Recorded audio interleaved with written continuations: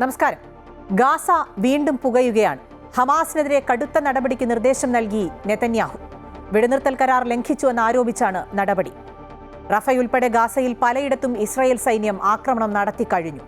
ഹമാസിന്റെ തുരങ്കങ്ങളെ ലക്ഷ്യം വെച്ചാണ് ആക്രമണമെന്നാണ് വിവരം. അതിനിടെ സ്ഥിതിഗതികൾ ലഘൂകരിക്കുന്നതിനുള്ള മധ്യസ്ഥ ശ്രമങ്ങളും നടക്കുന്നുണ്ട്. ഇതടക്കമുള്ള സമഗ്ര വാർത്തകൾ നോക്കാം. ആദ്യം തലക്കെട്ടുകൾ.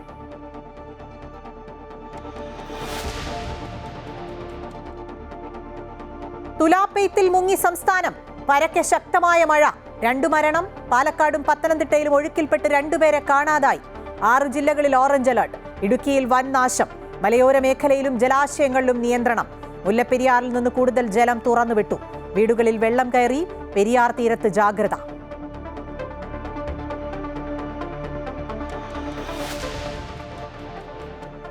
ഇടതാണെങ്കിലും ഇടഞ്ഞു തന്നെ. PM ശ്രീ പദ്ധതിയുമായി സംസ്ഥാനം മുന്നോട്ട്. പദ്ധതിയിൽ ഒപ്പിടാൻ കേന്ദ്രത്തെ സമ്മതം അറിയിച്ചു. തീരുമാനം CPIയുടെ എതിർപ്പിനെ മറികടന്ന്. ഫണ്ട് വാങ്ങിയാലും കേന്ദ്ര വിദ്യാഭ്യാസ നയം നടപ്പാക്കില്ല എന്ന് വിദ്യാഭ്യാസ മന്ത്രി V ശിവൻകുട്ടി. എന്തെങ്കിലും ഒരു ന്യായം പറഞ്ഞ് ഫണ്ട് എങ്ങനെ വെട്ടിക്കുറയ്ക്കാമെന്നാണ് കേന്ദ്ര ഗവൺമെൻറ് ആലോചിച്ചുകൊണ്ടിരിക്കുന്നത്. ആ അപകടത്തിൽ ചെന്നപ്പെടുവാൻ നമ്മൾ ആഗ്രഹിക്കുന്നില്ല. PM ശ്രീ നിലപാടിൽ മാറ്റമില്ലെന്ന് മന്ത്രി K രാജൻ. അത് അങ്ങനെ മുന്നോട്ട് പോകേണ്ട പ്രത്യേകമായിട്ടുള്ള ഏതെങ്കിലും ഒരു സാഹചര്യം ഉണ്ടായതായിട്ടും ഞങ്ങൾക്കറിവില്ല. അങ്ങനെ ഒരു സാഹചര്യം ഇപ്പോൾ സംസ്ഥാന സർക്കാരിന് മുമ്പിലില്ല. പദ്ധതിയിൽ ചേരാതിരുന്നാൽ കേരളത്തിന് നഷ്ടമാകുന്നത് 1500 കോടി രൂപയുടെ കേന്ദ്ര സഹായം.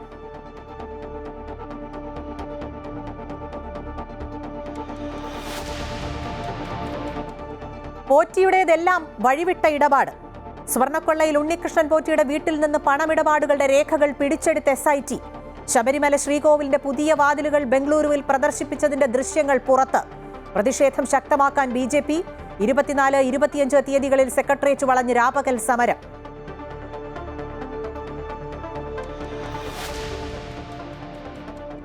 തീരുമാനത്തിൽ നിന്ന് പിന്നോട്ടില്ല.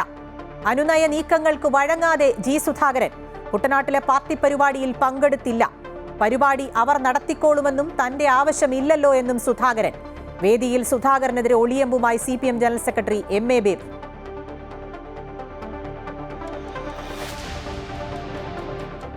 വിനോദവുമില്ല, സഞ്ചാരവുമില്ല. വിനോദസഞ്ചാര കേന്ദ്രമായ എരമല്ലൂർ കാക്കത്തുരുത്തിലേക്ക് പാലം വേണമെന്ന് നാട്ടുകാർ. 2009 ആരംഭിച്ച പാലം പണി പൂർത്തിയായില്ല. 400-ലേറെ കുടുംബങ്ങൾ ദുരിതത്തിൽ. Top 10 special.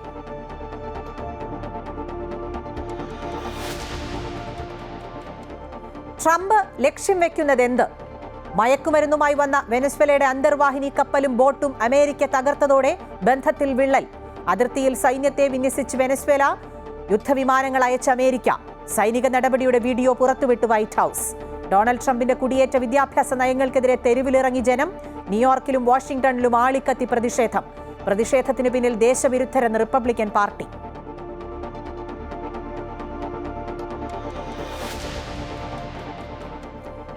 പുനഃസംഘടനയിൽ സങ്കടമൊഴിയുന്നില്ല.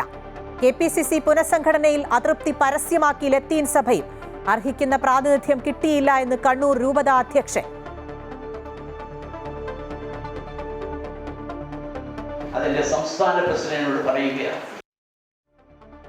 പുനഃസംഘടനയിൽ വ്യക്തിപരമായ പരാതികൾക്ക് മറുപടി പറയാനില്ലെന്ന് KPCC അധ്യക്ഷൻ സണ്ണി ജോസഫ്. എല്ലാവരെയും തൃപ്തിപ്പെടുത്താൻ കഴിയില്ലെന്നും എല്ലാ അഭിപ്രായങ്ങളും പരമാവധി സമന്വയിപ്പിക്കാൻ ശ്രമിക്കുമെന്നും സണ്ണി ജോസഫ്.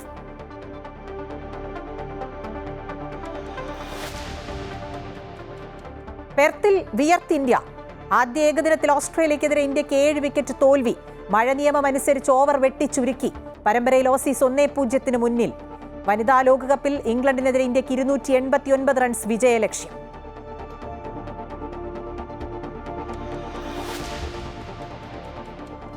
മാപ്പില്ലാത്ത ക്രൂരതകൾ. കോട്ടയം അയർക്കുന്നത്ത് ഭാര്യയെ കൊന്നു കുഴിച്ചുമൂടി. കൊല്ലപ്പെട്ടത് പശ്ചിമബംഗാൾ സ്വദേശി അൽപാന. ഭർത്താവ് സോണി കസ്റ്റഡിയിൽ. നിർമ്മാണത്തിലിരുന്ന വീടിന്റെ പരിസരത്ത് നിന്ന് മൃതദേഹം കണ്ടെത്തി. മലപ്പുറം മഞ്ചേരിയിൽ യുവാവിനെ കഴുത്തറുത്തു കൊന്നു. കൊല്ലപ്പെട്ടത് ചാത്തങ്ങോട്ടുപുറം സ്വദേശി പ്രവീൺ. കഴക്കൂട്ടത്ത് ഹോസ്റ്റൽ മുറിയിൽ കയറി ബലാത്സംഗം ചെയ്ത തമിഴ്നാട് സ്വദേശി കസ്റ്റഡിയിൽ. കുറ്റം സമ്മതിച്ച് പ്രതി.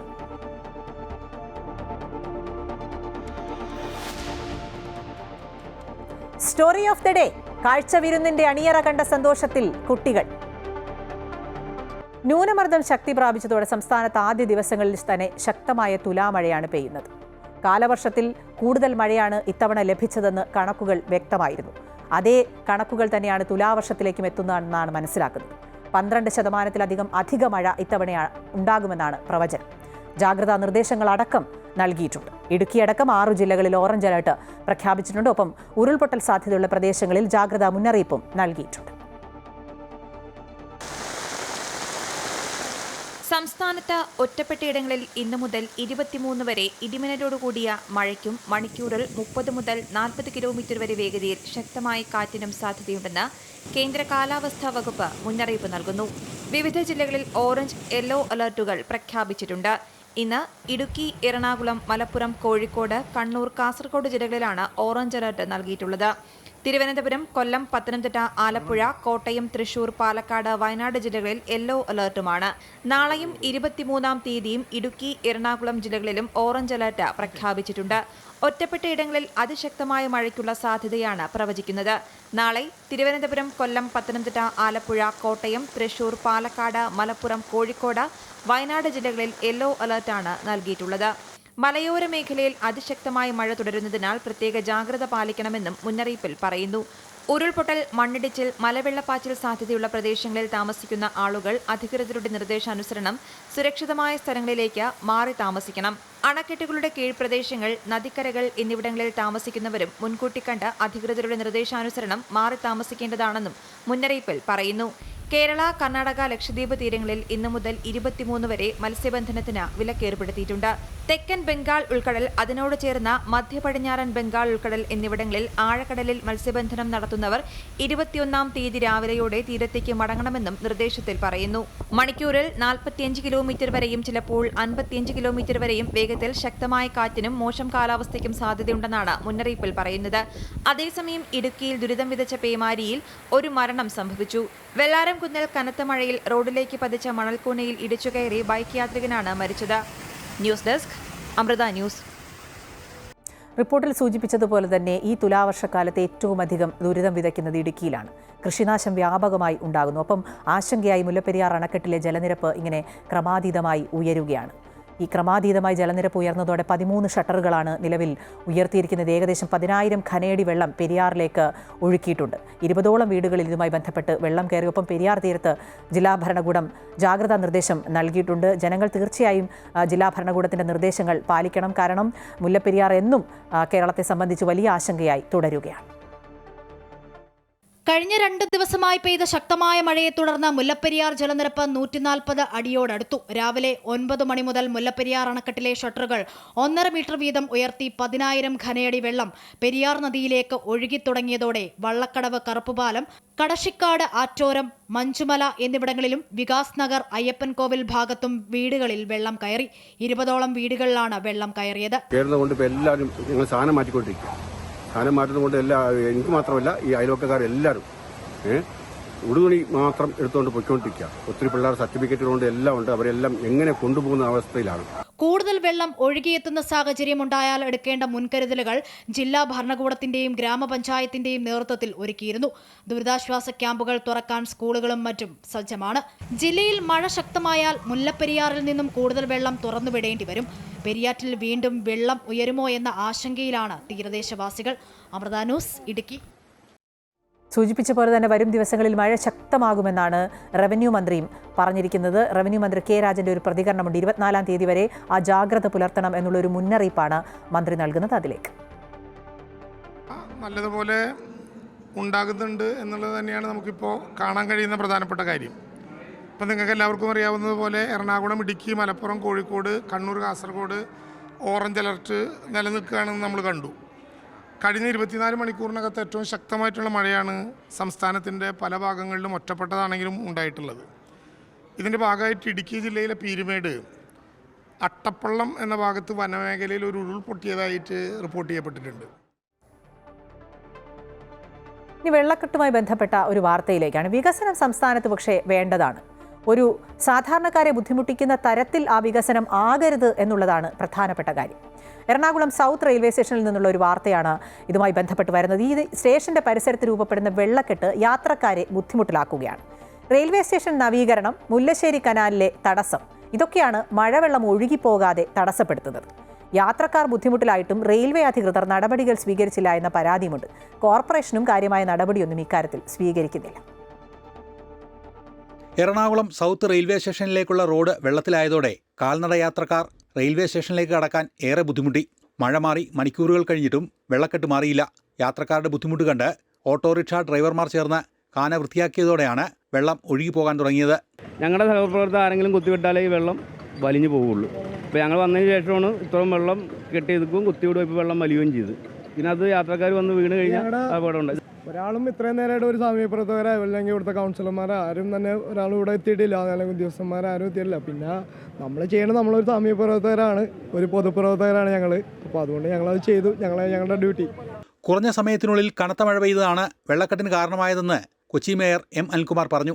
സൗത്ത് റെയിൽവേ സ്റ്റേഷൻ മുതൽ പനമ്പള്ളിനാർ വരെ ഇതാണ് ഒരു സ്ട്രെച്ച് നമ്മുടെ സിറ്റിയുടെ. ഇനി അവിടെ പെയ്ത വെള്ളം മഴ മറ്റ് ഭാഗങ്ങളിൽ പെയ്തതിനേക്കാൾ കൂടുതലാണോ എന്ന് എനിക്ക് സംശയമുണ്ട്. ഒരു സ്ട്രെച്ച് ഏരിയയിൽ ഇപ്പോൾ അതാണല്ലോ ഈ മിനി ക്ലൗഡ് ബേഴ്സ് എന്ന് പറയുന്നത്. ഒരു ചെറിയ സ്ട്രെച്ചിൽ കൂടുതൽ മഴ പെയ്തിട്ടുണ്ടോ ഒന്ന്. രണ്ട്, ഈ മുല്ലപ്പെരിയാറൊക്കെ തുറന്നതിൻ്റെ ഭാഗമായി പുഴയിൽ വെള്ളം കൂടിയിട്ട് വലിവിന് പ്രശ്നം ഉണ്ടായിട്ടുണ്ടോ, ഇതൊക്കെ നമ്മൾ പരിശോധിക്കേണ്ട.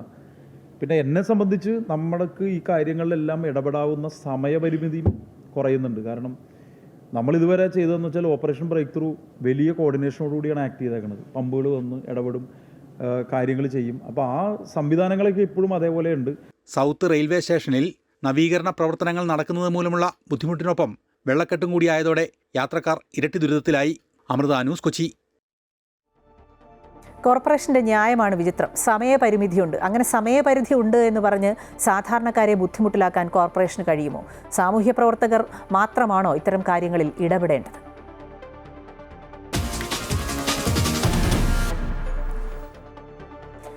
$1500 കോടിയുടെ PM ശ്രീ പദ്ധതി കേരളത്തിലും എത്തുകയാണ്. CPIയുടെ എതിർപ്പിനെ അവഗണിച്ച് പദ്ധതിയിൽ ചേരാൻ സർക്കാർ തീരുമാനിച്ചിരിക്കുന്നു. കഴിഞ്ഞ മാസം കേന്ദ്ര വിദ്യാഭ്യാസ മന്ത്രി ധർമ്മേന്ദ്ര പ്രധാനുമായി മന്ത്രി വി ശിവൻകുട്ടി നടത്തിയ കൂടിക്കാഴ്ചയെ തുടർന്നാണ് പദ്ധതിക്ക് വീണ്ടും ജീവൻ വെച്ചിരിക്കുന്നത്. ഏതായാലും പദ്ധതിയിൽ ഒപ്പിടാനുള്ള തീരുമാനം സംസ്ഥാന സർക്കാർ കേന്ദ്രത്തെ അറിയിച്ചിട്ടുണ്ട്. CPIയുടെ എതിർപ്പ് നേരത്തെ സൂചിപ്പിച്ചതുപോലെ അത് തള്ളി സർക്കാർ മുന്നോട്ട് പോവുകയാണ്. ഫണ്ട് വാങ്ങിയാലും പക്ഷേ കേന്ദ്ര വിദ്യാഭ്യാസ നയമൊന്നും നടപ്പാക്കില്ല എന്നാണ് മന്ത്രി വി ശിവൻകുട്ടിയുടെ പ്രതികരണം. CPIയുടെ എതിർപ്പിനെ തുടർന്ന് നേരത്തെ പലതവണ തീരുമാനത്തിൽ നിന്ന് സർക്കാർ പിന്നോട്ടു പോയിരുന്നു. സമഗ്ര ശിക്ഷാ കേരളം പദ്ധതിക്കുള്ള 1500 കോടി രൂപ 2 വർഷമായി കേന്ദ്ര സർക്കാർ തടഞ്ഞുവച്ചിരിക്കുകയാണ്. PM ശ്രീ പദ്ധതി നടപ്പാക്കുന്നത് വഴി ഈ തുക നേടിയെടുക്കാനാണ് സർക്കാർ ശ്രമം. കേന്ദ്ര സർക്കാർ ഫണ്ട് എല്ലാവർക്കും അവകാശപ്പെട്ടതാണെന്നും വെറുതെ 1466 കോടി രൂപ കളയണ്ടല്ലോ എന്നും മന്ത്രി വി ശിവൻകുട്ടി പറഞ്ഞു. വിഷയത്തിൽ കേന്ദ്ര വിദ്യാഭ്യാസ സഹമന്ത്രിയുമായി അടുത്തയാഴ്ച കൂടിക്കാഴ്ച നടത്തുമെന്നും മന്ത്രി അറിയിച്ചു. കേന്ദ്ര ഗവൺമെൻറ്റിൻ്റെ ഫണ്ടാണെങ്കിലും അത് രാജ്യത്തെ എല്ലാവർക്കും അവകാശപ്പെട്ടതാണ്. എന്തെങ്കിലും ഒരു ന്യായം പറഞ്ഞ് ഫണ്ട് എങ്ങനെ വെട്ടിക്കുറയ്ക്കാമെന്നാണ് കേന്ദ്ര ഗവൺമെൻറ് ആലോചിച്ചുകൊണ്ടിരിക്കുന്നത്. ആ അപകടത്തിൽ ചെന്നപ്പെടുവാൻ നമ്മൾ ആഗ്രഹിക്കുന്നില്ല.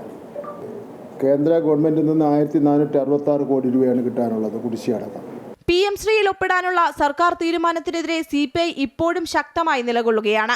PM ശ്രീ പദ്ധതിയിൽ ഒപ്പിട്ടാൽ കേന്ദ്ര വിദ്യാഭ്യാസ നയം സംസ്ഥാനത്ത് നടപ്പാക്കേണ്ടി വരുമെന്നും പദ്ധതി നടപ്പാക്കുന്ന സ്കൂളുകൾക്ക് മുന്നിൽ PM ശ്രീ സ്കൂൾ എന്ന ബോർഡ് വയ്ക്കേണ്ടി വരുമെന്നും ചൂണ്ടിക്കാട്ടിയാണ് ആദ്യഘട്ടത്തിൽ സർക്കാർ ഇതിനെ എതിർത്തത്.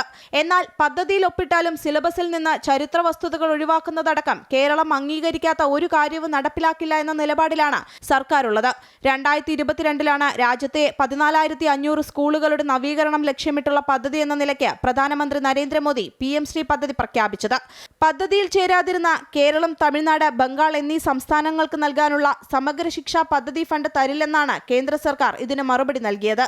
കരാർ ഒപ്പിടുന്നത് സംബന്ധിച്ച് അവ്യക്തതകൾ നിലനിൽക്കുന്നുവെന്നായിരുന്നു നേരത്തെ സർക്കാർ എടുത്ത നിലപാട്. അമൃത ന്യൂസ്, തിരുവനന്തപുരം. കേന്ദ്ര വിദ്യാഭ്യാസ നയം നടപ്പാക്കില്ല എന്നൊക്കെ മന്ത്രി പറഞ്ഞാൽ അത് എത്രത്തോളം പ്രാവർത്തികമാകുമെന്നിനി നമ്മൾ കണ്ടറിയേണ്ടതാണ്. അതേസമയം ഈ CPIയുടെ എതിർപ്പ് അങ്ങനെ തന്നെ തുടരുകയാണ്. PM ശ്രീ വിഷയത്തിൽ സർക്കാരിന് നേരത്തെയുള്ള അഭിപ്രായം ആണ് ഇപ്പോഴും ഉള്ളത് എന്നായിരുന്നു റവന്യൂ മന്ത്രി K രാജന്റെ പ്രതികരണം. നിലപാടിൽ ഒരു മാറ്റവുമില്ല എന്ന് പറയുമ്പോഴും ചർച്ചയ്ക്ക് വരുമ്പോൾ അഭിപ്രായം പറയുമെന്ന് മന്ത്രി പറയുകയാണ്. അവിടെ തന്നെ ഒരു ഭിന്നത നമുക്ക് ദൃശ്യമാണ്. PM ശ്രീയിൽ ഒരു പുതിയ ഏതെങ്കിലും അഭിപ്രായങ്ങൾ ഇപ്പോൾ ഗവൺമെൻറ് എടുത്തിട്ടില്ല. ഈ സമയം വരെ ഗവൺമെൻറ് നേരത്തെ ഉണ്ടായിരുന്ന അഭിപ്രായങ്ങളുമായി തുടരുകയാണ്. അത് അങ്ങനെ മുന്നോട്ട് പോകേണ്ട പ്രത്യേകമായിട്ടുള്ള ഏതെങ്കിലും ഒരു സാഹചര്യം ഉണ്ടായതായിട്ടും ഞങ്ങൾക്കറിവില്ല. അങ്ങനെ ഒരു സാഹചര്യം ഇപ്പോൾ സംസ്ഥാന സർക്കാരിന് മുമ്പിലില്ല. സംസ്ഥാന സർക്കാരിനെ വല്ലാത്ത വിധത്തിൽ ആക്രമിക്കുന്നു എന്നുള്ളതൊരു യാഥാർത്ഥ്യമാണ്.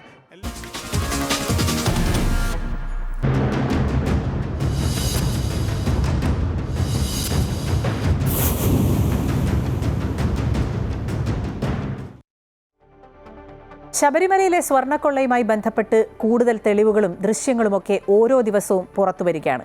വാർത്തകൾ അങ്ങനെ മാറി മാറി വരുമ്പോൾ എന്താണ് ഇനി സംഭവിക്കാൻ പോവുക എന്നുള്ള ഒരു ആശ്ചര്യം അല്ലെങ്കിൽ ഒരു ആകാംക്ഷ സാധാരണക്കാർക്കുണ്ട്.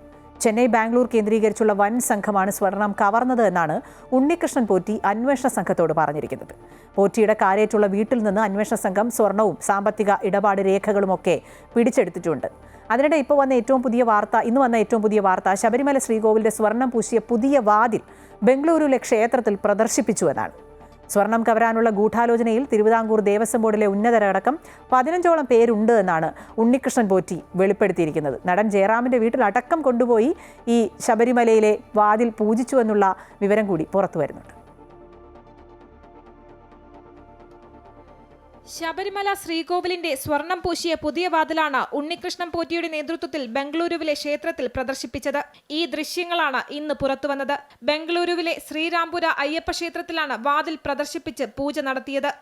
പോറ്റിയും സഹായി രമേശ് റാവുവും ചേർന്നാണ് സ്വർണം പൂശിയ വാതിൽ ബംഗളൂരുവിലെത്തിച്ചത്. വാതിലിന്റെ മരപ്പടികളെല്ലാം നടന്നത് ബംഗളൂരുവിലെ ശ്രീരാംപുര ക്ഷേത്രത്തിലായിരുന്നു. ഇതിനുശേഷം സ്വർണം പൂശാനായി ചെന്നൈ സ്മാർട്ട് ക്രിയേഷൻസിലേക്ക് കൊണ്ടുപോയി.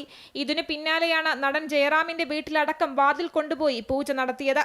തുടർന്ന് ബംഗളൂരുവിലെത്തിച്ച് ശ്രീരാംപുര ക്ഷേത്രത്തിൽ പ്രദർശിപ്പിച്ച് പൂജ നടത്തുന്നതിന്റെ ദൃശ്യങ്ങളാണ് നിലവിൽ പുറത്തു വന്നിരിക്കുന്നത്. ഇത്തരത്തിൽ ശ്രീകോവിലിന്റെ വാതിൽ പലയിടങ്ങളിലായി പ്രദർശിപ്പിച്ച് പൂജ നടത്തി ഉണ്ണികൃഷ്ണൻ പോറ്റി വ്യാപകമായ പണപ്പിരിവ് നടത്തിയെന്നാണ് സംശയം.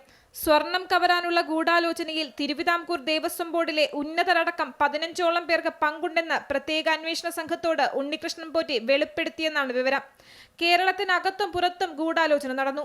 ദ്വാരപാലക ശില്പങ്ങളിലെയും കട്ടിളപ്പാളികളിലെയും സ്വർണത്തിൽ നിന്ന് തനിക്ക് ലാഭമൊന്നും കിട്ടിയിട്ടില്ലെന്നും പോറ്റി പറഞ്ഞിരുന്നു. തന്നെ മറയാക്കി പലരും സ്വർണം തട്ടിയെടുത്തുവെന്നാണ് പോറ്റിയുടെ മൊഴി. ഉണ്ണികൃഷ്ണൻ പോറ്റി വെളിപ്പെടുത്തിയ പേരുകളിലേക്കും അന്വേഷണം വ്യാപിപ്പിക്കും. പോറ്റിയുടെയും സഹോദരിയുടെയും വീടുകളിലും സഹായി വാസുദേവന്റെ വീട്ടിലും ചെന്നൈ, ബംഗളൂരു, ഹൈദരാബാദ്, ശബരിമല എന്നിവിടങ്ങളിലും പോറ്റിയെ എത്തിച്ച് തെളിവെടുപ്പ് നടത്തും.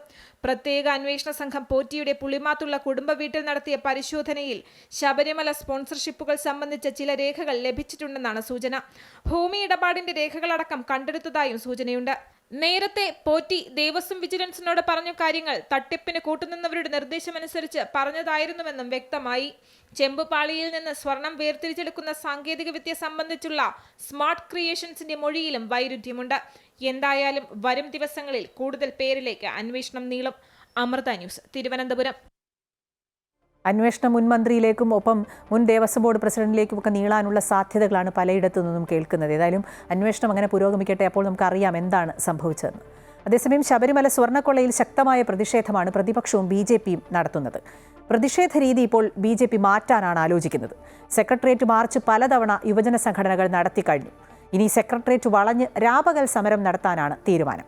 ഈ മാസം 24-ന് വൈകിട്ട് ആരംഭിച്ച് 25-ന് ഉച്ചവരെ സെക്രട്ടേറിയറ്റ് ഉപരോധിക്കും. സംസ്ഥാന തലത്തിൽ നിന്നും പാർട്ടി പ്രവർത്തകർ സെക്രട്ടേറിയറ്റിലേക്ക് എത്തും. ശബരിമല സമരം കോൺഗ്രസ് ഹൈജാക്ക് ചെയ്തെന്ന BJP സംസ്ഥാന നേതൃത്വത്തിന്റെ വിമർശനത്തിന് പിന്നാലെയാണ് സമരം കടുപ്പിക്കാനുള്ള തീരുമാനം.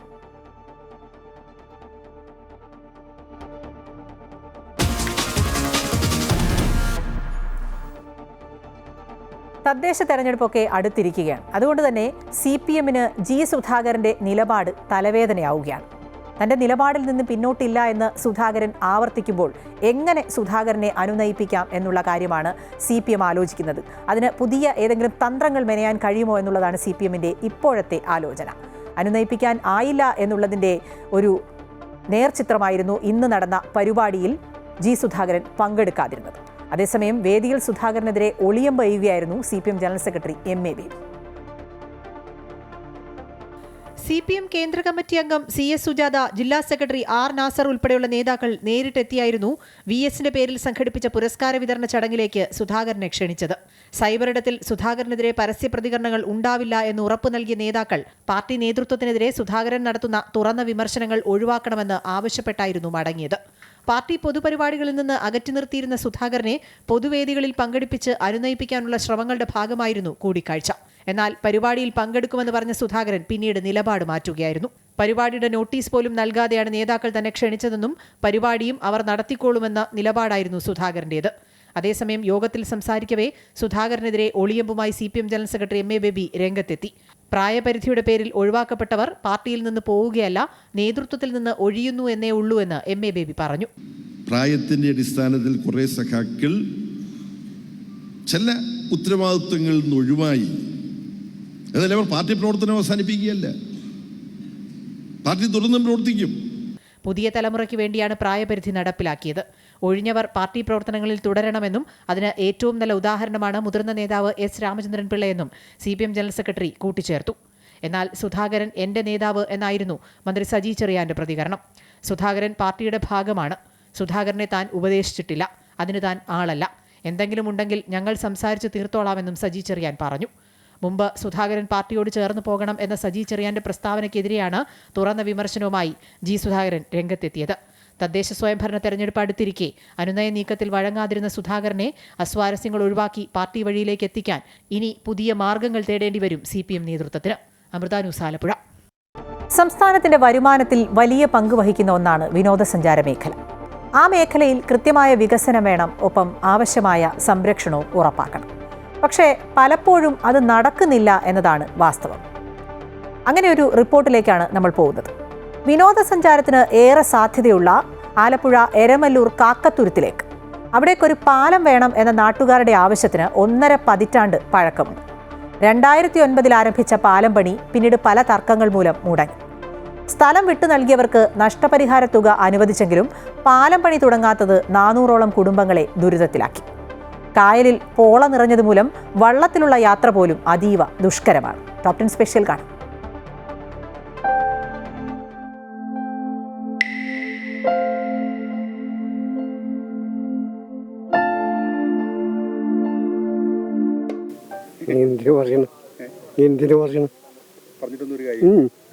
ഈ ഒരു ചെറിയ പ്രതികരണത്തിൽ കാക്കത്തുരുത്തുകാരുടെ മുഴുവൻ വികാരവുമുണ്ട്.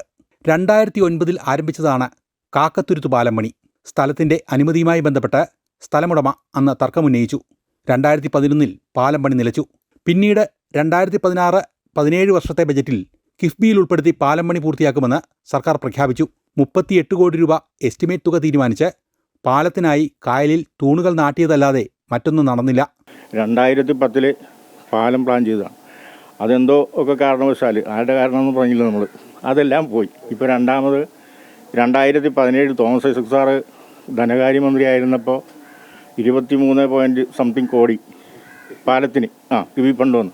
ഇപ്പോൾ 35 കോടി ചില്ലാനും ഉണ്ടെന്നു. പക്ഷേ ഇപ്പോൾ ഉള്ള പരിപാടിയെന്ന് പറഞ്ഞിട്ടുണ്ടെങ്കിൽ മെറ്റീരിയൽസിൻ്റെ വില ക്രമാതീതമായിട്ട് വർദ്ധിച്ചിട്ടുണ്ട്.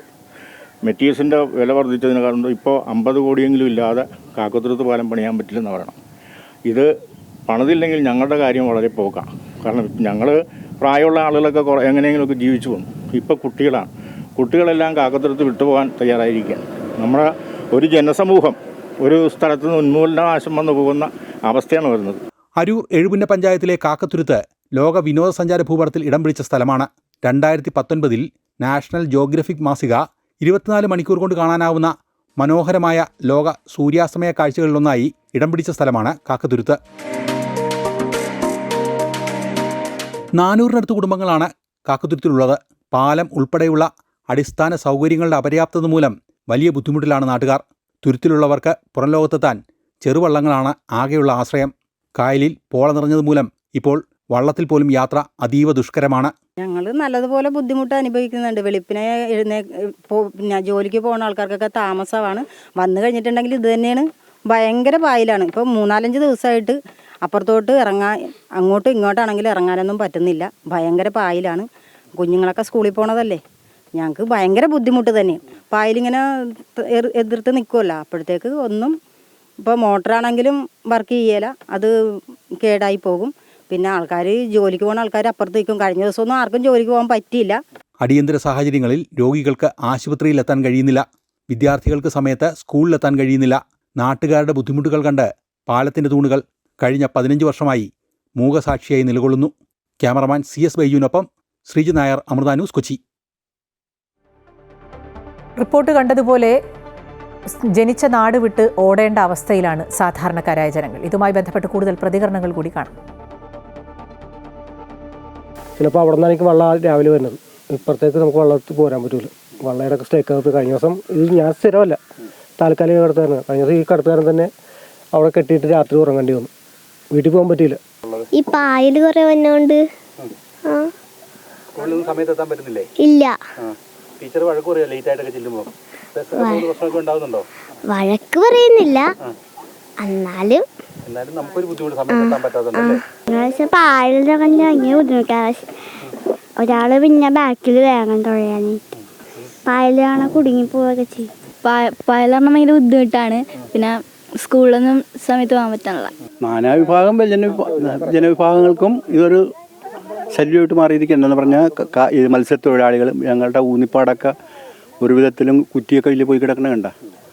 ഒരു കുറ്റി തുറക്കണമെങ്കിൽ തന്നെ ഒരു 2,000 രൂപ എടുത്ത് ചിലവ് വരും. അപ്പോൾ അത് ഒരു 4 കുറ്റിയൊക്കെ പോയി കഴിയുമ്പോൾ പിന്നെ ആദായങ്ങൾ നഷ്ടപ്പെട്ടുകൊണ്ടിരിക്കുന്നു. ഇത് ഓരോ വർഷം ചെല്ലും തോറും ഈ പായലെന്ന് പറയുന്നത് ഇത് തണ്ണീർമുക്കം ബണ്ടിൻ്റെ ഷട്ടർ തുറന്നിടാതെ ഇതിനൊരു പ്രായോഗികമല്ല. ഒരു വെള്ളം അങ്ങോട്ട് കയറി ചെന്നെങ്കിൽ കരിഞ്ഞു കഴിഞ്ഞപ്പോൾ പായൽ ഇത് നല്ല വെള്ളത്തിൽ അവിടെ അടച്ചിടിയാണ്. അവിടെ കിടന്ന് പായൽ വളരും. ഈ വാർത്തയുടെ വിശദാംശങ്ങൾ ശ്രീജിത്ത് നായർ നൽകും. ശ്രീജിത്ത്, ആ റിപ്പോർട്ടിൽ സൂചിപ്പിച്ചതുപോലെ ആ തൂണുകൾ മൂകസാക്ഷികളാണ് ഈ ജനങ്ങൾ അനുഭവിക്കുന്ന ദുരിതത്തിന്. ഒപ്പം നേരത്തെ ആ നാട്ടിലുള്ള ഒരാൾ പറഞ്ഞതുപോലെ പുതിയ തലമുറ ആ നാട് വിട്ട് പോകേണ്ടി വരുന്ന സാഹചര്യമാണ് നിലവിലുള്ളത്. ഈ പ്രശ്നം എങ്ങനെ പരിഹരിക്കാൻ കഴിയും? ഈ പാലം വേണമെന്നുള്ള ഇവരുടെ ആവശ്യത്തെ എന്തുകൊണ്ടാണ് സർക്കാർ ഇങ്ങനെ അവഗണിക്കുന്നത്? അഖില, ആലപ്പുഴ ജില്ലയിലാണ് ഈ കാക്കത്തുരുത്ത് എന്ന് പറയപ്പെടുന്ന ഈ സ്ഥലം.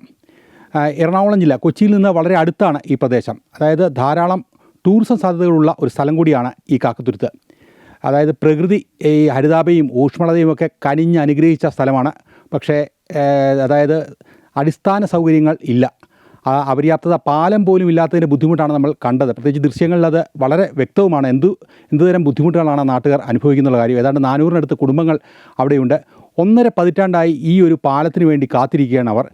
പൊതുമരാമത്ത് മന്ത്രി അന്ന് ഇബ്രാഹിം കുഞ്ഞ് 2009 അന്ന് പാലത്തിന് വേണ്ടി ശിലാസ്ഥാപനം നടത്തി. ആ തൂണുകളൊക്കെ നമ്മൾ കണ്ടു കഴിഞ്ഞു. അന്ന് അതിനുശേഷം രണ്ടാമത് കിഫ്ബി പദ്ധതിയിലും ഈ ഒരു പാലം പണിയുമായി ബന്ധപ്പെട്ട തുകകൾ അനുവദിച്ച് 38 കോടി രൂപ അന്ന് എസ്റ്റിമേറ്റ് തയ്യാറാക്കി. ഇപ്പോൾ നമ്മൾ എസ്റ്റിമേറ്റ് എടുത്താൽ എത്ര കോടി രൂപ അതിൽ അധികം വർദ്ധിക്കും എന്നുള്ളത് മറ്റൊരു കാര്യമാണ്. അതായത് ഇപ്പോൾ കണ്ട തൂണുകളെല്ലാം ഇനി പിഴുതു മാറ്റണം. പക്ഷേ ഇത് പാലം പണിയുമായി ബന്ധപ്പെട്ട ധാരാളം ഉറപ്പുകൾ MLA ഭാഗത്തു നിന്ന്, നേരത്തെ ഉണ്ടായിരുന്ന ആരിഫിൻ്റെ ഭാഗത്തു നിന്നും പിന്നീട് ദിലീമ ജോർജിയുടെ ഭാഗത്തു നിന്നൊക്കെ ഉണ്ടായെങ്കിലും ഒരു കാര്യങ്ങളും അവിടെ നടക്കുന്നില്ല എന്നുള്ളതാണ് സത്യം. നാട്ടുകാർ പൂർണ്ണമായും അക്കാര്യത്തിൽ ഞങ്ങൾ ഇനി എന്ത് പറഞ്ഞിട്ടും കാര്യമില്ല എന്നുള്ള പ്രതികരണമാണ് അവർ നടത്തിക്കൊണ്ടിരിക്കുന്നത്. ഇപ്പോൾ ഇനി തെരഞ്ഞെടുപ്പ് ആകുമ്പോൾ നിറയെ വാഗ്ദാനങ്ങളുമായി തിരിച്ചു വരുമെന്നുള്ളൊരു കാര്യം മാത്രമാണ് പറയുന്നത്. പക്ഷേ കാര്യങ്ങൾ എത്രത്തോളം, അതായത് പാലം പണി എത്രത്തോളം നടക്കുമെന്നുള്ളത് അവർക്ക് യാതൊരു ഉറപ്പുമില്ല. മാത്രമല്ല ഇപ്പോൾ അവരുടെ ദുരിതം ഇരട്ടിയായിരിക്കുകയാണ്. നമ്മൾ കണ്ടു കഴിഞ്ഞു, പോള നിറഞ്ഞു കിടക്കുകയാണ്, വള്ളത്തിന് മുന്നോട്ട് പോകാൻ കഴിയുന്നില്ല. ആ മോട്ടോറുകളെല്ലാം. ശരി, ശ്രീജിത്ത് നായരാണ് വിശദാംശങ്ങൾ നൽകിയത്. എന്ത് പദ്ധതിയിൽ ഉൾപ്പെടുത്തിയായാലും സാധാരണക്കാർക്ക് അടിസ്ഥാന സൗകര്യം ഉണ്ടാക്കി കൊടുക്കുക എന്നുള്ളത് ഭരിക്കുന്ന സർക്കാരിൻ്റെ ഉത്തരവാദിത്വമാണ്. അത് സംസ്ഥാന സർക്കാരായാലും തദ്ദേശ സ്ഥാപനങ്ങളായാലും കൃത്യമായി നടപ്പാക്കണം. എങ്കിൽ മാത്രമേ ജനങ്ങൾക്ക് അവരോടുള്ള വിശ്വാസം ഉണ്ടാവുകയുള്ളൂ. ഏതായാലും കിഫ്ബി അടക്കമുള്ള പദ്ധതികൾ ഉൾപ്പെടുത്തി നടപടികൾ മുന്നോട്ട് പോകും എന്ന് പ്രതീക്ഷിക്കുകയാണ്. സർക്കാരിന് മുന്നിൽ ടോപ് 10 ആവശ്യം മുന്നോട്ട് വയ്ക്കുകയാണ്.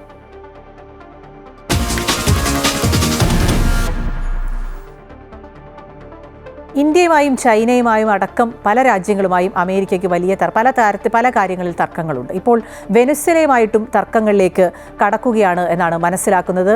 ഏകദേശം യുദ്ധസമാനമായ സാഹചര്യമാണ് അമേരിക്കയും വെനസ്വേലയും തമ്മിൽ ഉണ്ടാകുന്നതെന്നാണ് നിലവിലെ വാർത്തകൾ പുറത്തു വരുമ്പോൾ മനസ്സിലാകുന്നത്. കരീബിയൻ കടലിൽ US നാവികസേന വെനസ്വേലൻ ബോട്ടുകളെയും അന്തർവാഹിനികളെയും ആക്രമിച്ചതിന് പിന്നാലെ അമേരിക്കയും വെനസ്വേലയും തമ്മിലുള്ള ബന്ധത്തിൽ വിള്ളൽ വീണു എന്നുള്ള വിവരങ്ങളാണ് വരുന്നത്. ലഹരിക്കടത്തിനെ പിന്തുണയ്ക്കുകയും ലഹരി സംഘങ്ങളുമായി ഒത്തുകളിക്കുകയും ചെയ്യുന്നുവെന്നാണ് വെനസ്വേലയ്ക്കെതിരെ ട്രംപ് ആരോപണം ഉന്നയിക്കുന്നത്.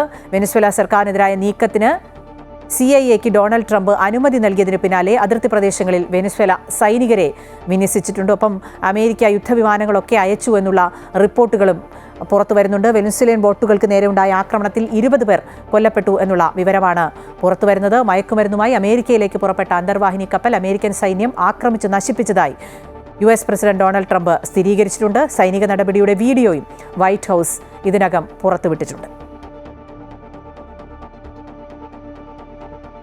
മറ്റ് രാജ്യങ്ങൾക്ക് മാത്രമല്ല ട്രംപിനോട് എതിർപ്പ്. അമേരിക്കയ്ക്കുള്ളിൽ തന്നെ ട്രംപിനെതിരെ ശക്തമായ പ്രതിഷേധം നടക്കുകയാണ്.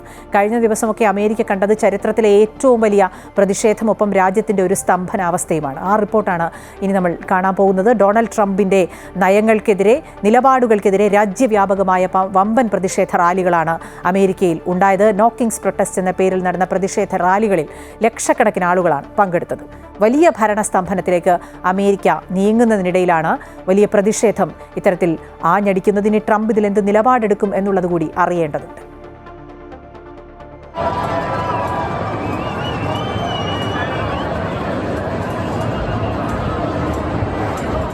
ഒരു ഭരണാധികാരി രാജാവാകരുത്. രാജ്യത്തിൻ്റെ ഭരണഘടന അനുശാസിക്കുന്ന വിധത്തിൽ ജനങ്ങളെ സേവിക്കുന്ന വ്യക്തിയാവണം.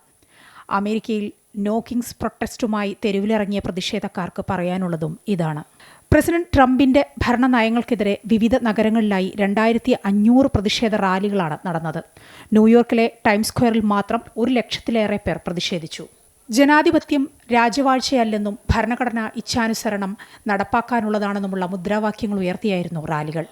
എമിഗ്രേഷൻ റെയ്ഡുകൾ, നഗരങ്ങളിൽ സൈന്യത്തെ വിന്യസിക്കൽ, സർക്കാർ പദ്ധതികളുടെ വെട്ടിച്ചുരക്കൽ അടക്കം നിരവധി ജനവിരുദ്ധ നയങ്ങളോടുള്ള പ്രതിഷേധമാണ് വീഥികളിൽ കണ്ടത്. അതേസമയം പ്രതിഷേധക്കാരെ ട്രംപിന്റെ ശൈലിയിൽ വിശേഷിപ്പിക്കാൻ മറുഭാഗവും രംഗത്തെത്തി. ഇടത് ചായ്വുള്ള ആന്റിഫ മൂവ്മെന്റുമായി കൈകോർക്കുന്നവരാണ് പ്രതിഷേധിച്ചതെന്ന് ട്രംപ് അനുകൂലികൾ പറയുന്നു. ഹെയ്റ്റ് അമേരിക്ക റാലി എന്നാണ് പ്രതിഷേധങ്ങളെ അവർ വിശേഷിപ്പിച്ചത്. രാജ്യം വലിയ ഭരണസ്തംഭനത്തിലേക്ക് നീങ്ങുന്ന വേളയിൽ കൂടിയാണ് വലിയ പ്രതിഷേധം എന്നതും ശ്രദ്ധേയമാണ്. ഒക്ടോബർ ആദ്യം ആരംഭിച്ച അടച്ചുപൂട്ടൽ സമരം ഇപ്പോഴും തുടരുകയാണ്. 10 തവണയും ബജറ്റ് സെനറ്റിൽ പരാജയപ്പെട്ടു.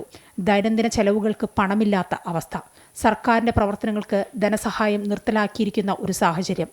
ഷട്ട്ഡൗൺ കൂടുതൽ പിരിച്ചുവിടലുകൾക്ക് കാരണമാകുമെന്ന പ്രസിഡന്റ് ട്രംപിന്റെ മുന്നറിയിപ്പും ജനങ്ങളെ രോഷാകുലരാക്കുന്നു. ഏതായാലും നോ കിങ്സ് പ്രൊട്ടസ്റ്റിനെ ട്രംപിന്റെ രീതിയിൽ ചുരുക്കിക്കളയാനാവില്ല എന്ന കാര്യത്തിൽ സംശയമില്ല. News desk, Amrita news.